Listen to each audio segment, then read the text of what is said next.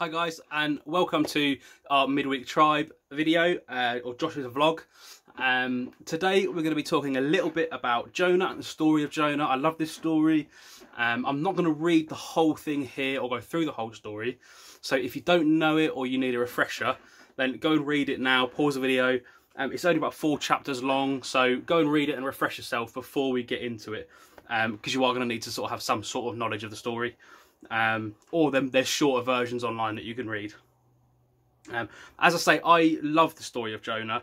It's a story of someone who is actively going against what God has asked him to do, or the will of God, or what God had called him to do, his calling on his life, and someone going actively against it.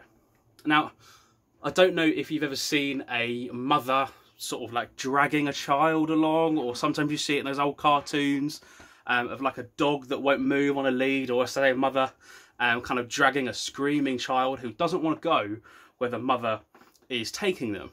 Or like I remember the dog we had when I was growing up, I took her out for a walk one day and she just sat down in the middle of the road on the pavement while I was walking her, and I almost had to drag her home because she just refused to come along. I think this is the image that sometimes we get from the story of Jonah. There's 2 determined characters. We get this image of God determined to get Jonah to do his will, and Jonah determined to do anything but what God had called him to do. But I think there's a different image of God. This image of God that we sometimes get out of this story never sat well with me. Just like that first image of the mother dragging her child, I think sometimes we can think or look at that kind of situation and think the mother is being a bit overly maybe aggressive or physical, and that she's dragging this son. It's not a great image. But when you put some context around it, maybe they're on a road and there's a car coming, and instantly what the mother is doing is protecting her child at all costs. She's dragging this child out of danger and then placing him in safety on the pavement. And the kid may not want to go, but the mother knows that that's the safe place to be. In the Jonah story, God gives Jonah a job to do. Go to Nineveh, and Jonah goes the wrong way. He goes completely the opposite way, to a place that Jonah wasn't supposed to be, and a place that Jonah hadn't been called to be. Now, Jonah is at a low point here. We know that in the story, Jonah gets thrown overboard and there's a big storm, and they all kind of, we don't know, there's a couple of different versions. Some say that he was thrown overboard.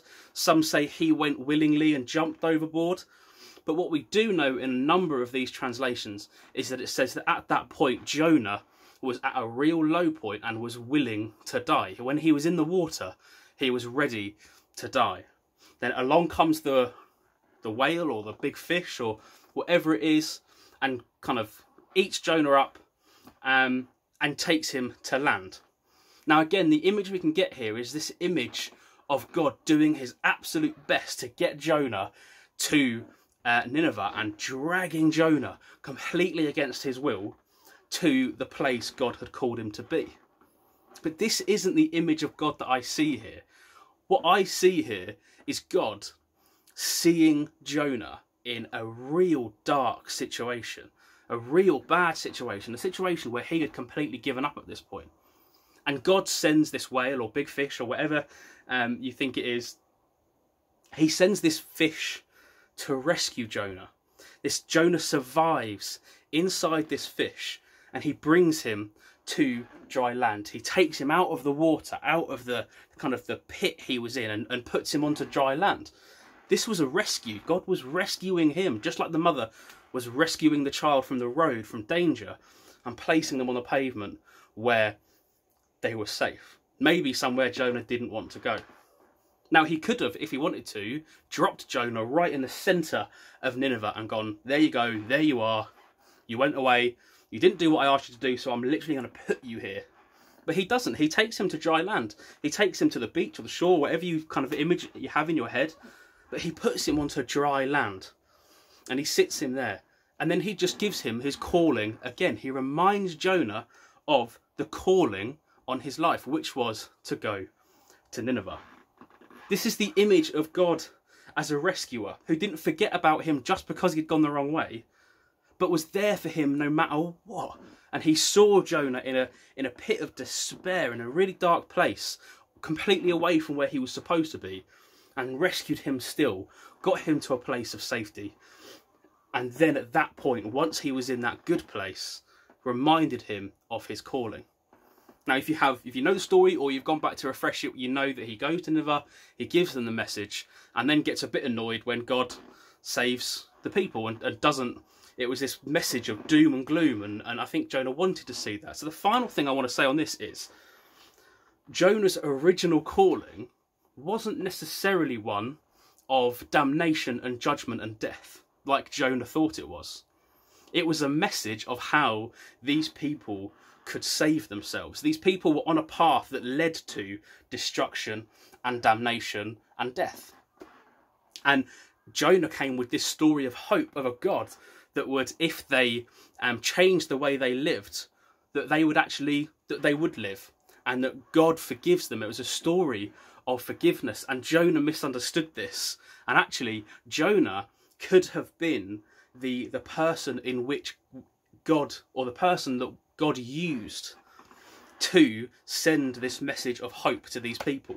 So this whole story, I think we get a little bit mixed up in this idea of God being, it was a judgment call and he was dragging Jonah, but the whole thing was all about rescue. It was about forgiveness. It was about salvation. Jonah was saved from the whale. He was supposed to be taking a message of salvation, and then this whole nation of people, when they got this message, turned their lives around and were saved. And it was Jonah who misunderstood that. So this is just, that's what I've got from this today. It's a slightly different way of looking at things that kind of takes us away from this damnation and dragging kind of image of God to a God that is forgiving, and a God that is all about our salvation. So yeah, thank you for listening, and we will see you again next week. Thank you.